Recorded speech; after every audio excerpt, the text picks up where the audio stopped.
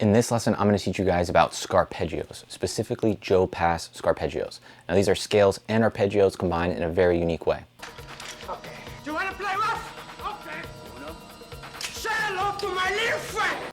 My name's Chase Maddox. I'm co-founder of Jazz Memes, a community of over 200,000 people on Instagram. In this YouTube channel, we are going to share strategies, tactics, and tools to make you a better musician. So I hope you subscribe, stick around. Let's get into the lesson. All right, now scarpeggios are this idea that we can take an arpeggio, just a basic arpeggio, in this case C minor 7, and then do a scale. So we start off on the lower side with the arpeggio, and then after that, instead of doing another arpeggio, we go to the scale. And then if we were descending, we would start with the scale and then go to the arpeggio. So the idea is that the arpeggio is always the bass, the lower portion of what we're playing, and then the scale provides those upper notes, those extensions. So one way that Joe Pass does this, and I'm going to take some examples from his recording of Giant Steps. So he starts off with this. So he's kind of walking down the scale, and then at the end, he plays this C minor 7. And we can also reverse this to make another interesting line. So,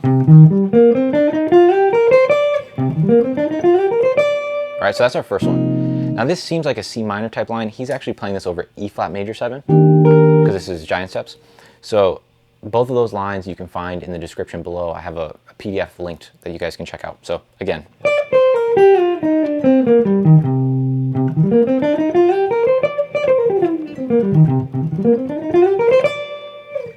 All right, so that's the first line.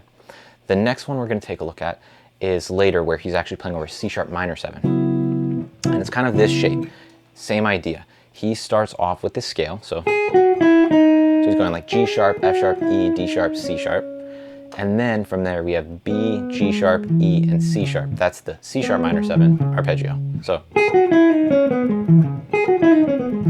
and then he goes up to the F sharp to end it. It fits really nice on guitar, and we can do that in reverse.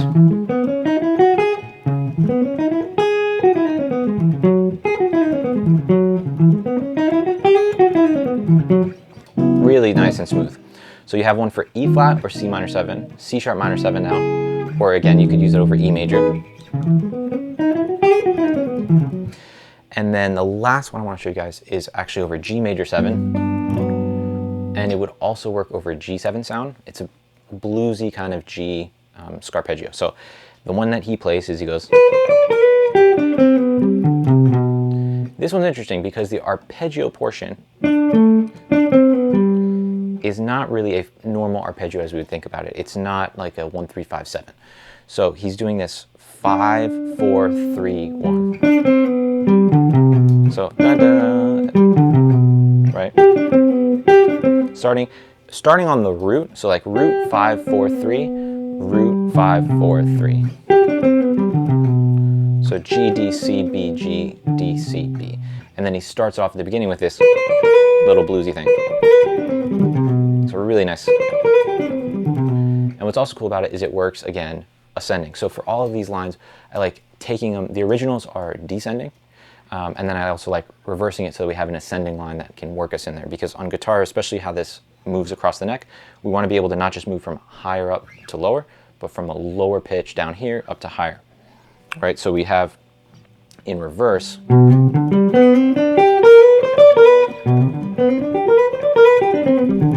then you can string them together to get that nice line. So if you have this kind of sound. Really smooth. So I hope you guys check these lines out. Again, please subscribe. Let us know in the comments what you guys want to see more of, and then share this with a friend of yours who would get a lot out of this. All right, I'll catch you in the next one.